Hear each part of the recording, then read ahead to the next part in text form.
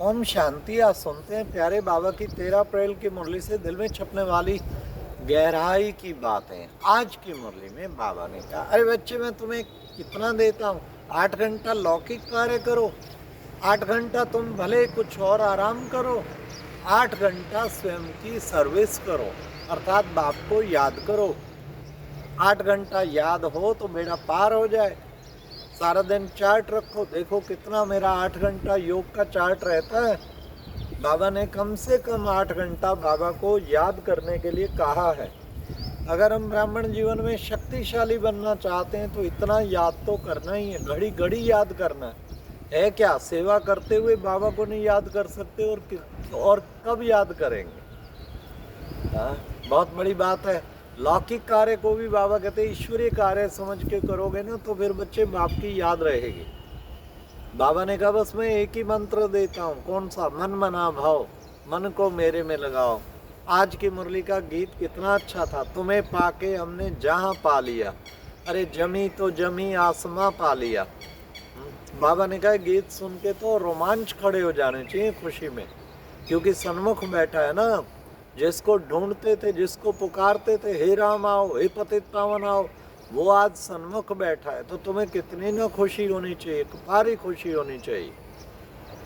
ये बाबा ने कहा देखो मैं ज्ञान का सागर भी हूँ, शांति का सागर हूँ, आनंद का सागर हूँ। मुझे ही कहते हैं दुख हरता सुख करता, आके सबके दुख हरता हूँ और सुख स्वरूप से बना देता हूँ। तुमको जितना सुख मिलता है ना किसी को नहीं मिलता, क्योंकि तुम स्वर्गवासी थे, वहाँ तो अपार सुख था। बाबा ने कहा तो ऐसे बाबा को कितने प्यार से बच्चों को याद करना चाहिए।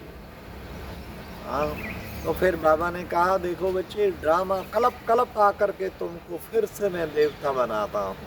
ये 84 का चक्कर चला हुआ है, ये सीढ़ी भी पूरी अब होती है। तो बच्चे तुम ये सुदर्शन चक्रधारी, तुम्हें आके मैं हिस्ट्री, ज्योग्राफी का आदि मध्य अंत सब बताता हूँ, इसी से तुम सुदर्शन चक्रधारी बनते हो। तो तुम्हारे जैसा पुण्य आत्मा तुम बन रहे, पुण्य आत्मा, तो पाप कोई नहीं करना चाहिए ना। तुम ब्राह्मणों का है सबसे ऊंचे ते ऊंचा पाठ, ऊंचे ते ऊंचा पाठ। फिर बाबा ने कहा देखो बच्चे, तुम्हें हर वक्त बुद्धि में एक चक्र घुमाते रहना चाहिए, तभी सुदर्शन चक्रधारी बने ना। दुनिया क्या क्या कहती है, अरे परमात्मा सर्वव्यापी नहीं है, सर्वव्यापी है क्या? गीता का भगवान शिव है क्या? तो उन्हें समझाना चाहिए कौन गीता का भगवान है, कौन कैसे सर्वव्यापी का क्या अर्थ है। वास्तव में उसकी याद का अनुभव हर जगह किया जा सकता है।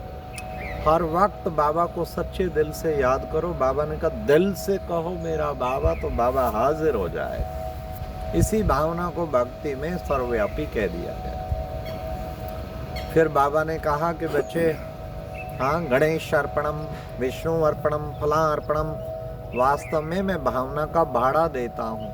असल में तो कहना चाहिए ईश्वर अर्पणम, तुम ईश्वर के अर्थ सब कुछ अब अर्पण करते हो।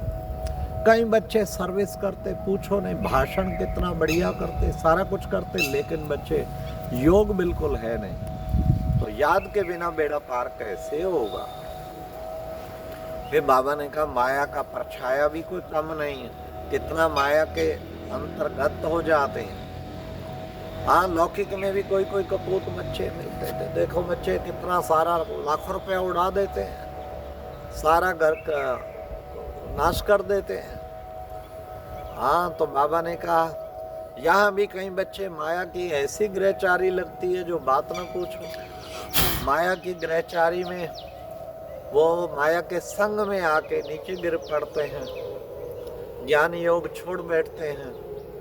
देखो बच्चे, कोई कोई तो मम्मा को भी घुमाते थे मोटर में, आज है नहीं। कितने अच्छे अच्छे बच्चे माया उड़ा ले गई, आज है नहीं। इसलिए बच्चे बहुत ध्यान रखना है, संग का बड़ा ख्याल रखो, बाबा के नियमों में बड़े स्ट्रांग रहो। कुछ हो जाए, शरीर छूट जाए, बाबा के नियम न छूटे। हमें खुशी, आज 6 साल हो गए बाबा का मुरली मंथन करते, एक दिन भी मुरली मंथन मिस नहीं किया। जो बाबा काम देवे, बाबा मुरली सुनाता, पहला पहला काम बाबा की मुरली सबको रिवाइज कराओ। वो बाबा ने अच्छी सेवा पकड़ाई। ऐसा नियम में बांध लो जो माया को मार्जन ही न मिले, ऐसे योग के बंधन में बांध लो। हमारे तपस्या धाम ज्ञान मानसरोवर में, उसमें महीने में एक दिन 16 घंटे की डुबकी लगाते हैं। 16 घंटा भट्ठी, प्रातः 4 बजे से रात्रि 8 बजे तक। कोई 4 घंटा करे, कोई 8 करे, कोई 12 करे। आज अभी फिर 16 तारीख को रखिए 16 घंटे की भट्ठी। जो भी करना चाहे फोन करके जरूर आवे, भट्ठी करो, भट्ठी करो। तपस्या खत्म होंगी सारी समस्या। समस्या तब तक खत्म हो ही नहीं सकती। फिर बाबा ने कितना सुंदर बताया हम बच्चों को पुरुषार्थ के लिए कि बच्चे, तुम बच्चों को अब क्या करना है, व्यर्थ की बातों से परे हटके तुम देखो बच्चे, भारत अविनाशी खंड है। मैं भारत में ही आता हूँ, आकर के तुम बच्चों को इतना ऊंच बनाता हूँ। और फिर बाबा ने आज कहा कि बच्चे, तुम बच्चे चलते फिरते, जो तुमको एक मंत्र दिया है ना, आत्मा समझ के बच्चे बाप को याद करने का, वो मंत्र अच्छी तरह। ये बच्चे कितना हंगामा मचा पड़ा है, क्या क्या कहते रहते हैं, कितनी हदें बन गई। अभी तुम्हें बेहद का बाप मिला है, कितना हद में बन गए। तुम्हारा आसमान हमारा आसमान, तुम्हारी धरती हमारी धरती, हमारे आसमान में तुम्हारा प्लेन आया तो उसे शूट कर दे। ये चल ही रहा है आजकल। आज बाबा ने उल्टे काम करने वालों को भी सचेत किया। ध्यान रखना, धर्मराज राइट हैंड है, हर पाप कर्म का हिसाब किताब होगा, बिल्कुल नहीं छोड़ेगा धर्मराज। इसलिए अपने संकल्प वचन कर्म पे बिल्कुल ध्यान रखो, टेंशन रखो। हड्डी हड्डी तोड़ दूंगा धर्मराज कई बार कितना कहता है। हाँ, बड़ा टेंशन रखना है, कोई भी पाप कर्म ना हो, कोई श्रीमत के विरुद्ध कर्म ना हो। द्वापर से नहीं रहता धर्मराज, अभी धर्मराज मेरे साथ राइट खड़ा हुआ है। अंत में सबका हिसाब किताब होगा। जो गलतियां की होंगी काफी पश्चाताप करेंगे, इसलिए अभी पहले पश्चाताप बाबा को दे करके पश्चाताप कर लेना चाहिए, ताकि अंत में हमें पश्चाताप ना हो। एक एक का हिसाब किताब दिखाया जाए। तो थोड़ा टाइम है, उस अनुसार पुरुषार्थ करो। फिर बाबा ने कितना सुंदर बताया कि बच्चे, तुम ही पुरुषार्थ श्रेष्ठ करते हो, तो तुम्हें ही श्रेष्ठ आत्मा बनना है। आज बाबा ने खास ये भी कहा, शांति धाम में कोई कोई आत्माओं का पार्ट ही शांति धाम का, ज़्यादातर शांति धाम में रहती, लास्ट में आती। और कोई का पार्ट फिर सुख धाम का बहुत है।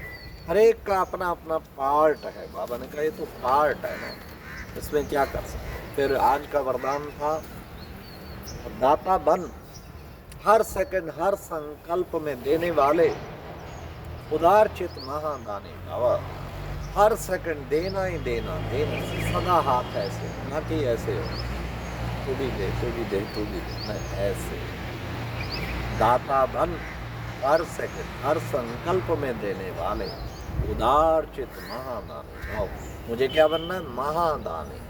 मुझे क्या बनना है? वरदानी। तो फिर उसका फिर दातापन का पाठ बजाना होगा। दाता कितनी ऊंची चीज है। बाबा भी दाता, हम उसके बच्चे मास्टर दाता बन के सारे विश्व को देने वाले बने। फिर बाबा ने आज की मुरली में स्लोगन में कहा, हर सब्जेक्ट में फुल मार्क्स जमा करनी है तो गंभीरता का गुण धारण करो। सिंसियरिटी, गंभीरता माना सिंसियरिटी, गंभीर रहें। ऐसा नहीं कि भाई ऐसा नहीं, हर सब्जेक्ट में फुल मार्क्स जमा करनी है तो गंभीरता का गुण धारण करो। गंभीरता सबसे बड़ा विषय हो तो गंभीरता का गुण धारण करेंगे तो श्रेष्ठ बनेंगे, महान बनेंगे, उच्च बनेंगे। इसलिए गंभीरता का गुण धारण करें। तो बाबा के विशेष रतन, उच्च रतन, तो उसके उच्च रत्नों को फिर वैसा ही करना चाहिए। फिर बाबा ने कहा नम्र चित्त ही सेवाधारी, जितना नम्र चित्त, ये अव्यक्त इशारा, उतना ही निर्माण चित्त बने। अच्छा, ओम शांति। ये थी आज की मुरली से दिल में छपने वाली गहराई की बात है। ओम।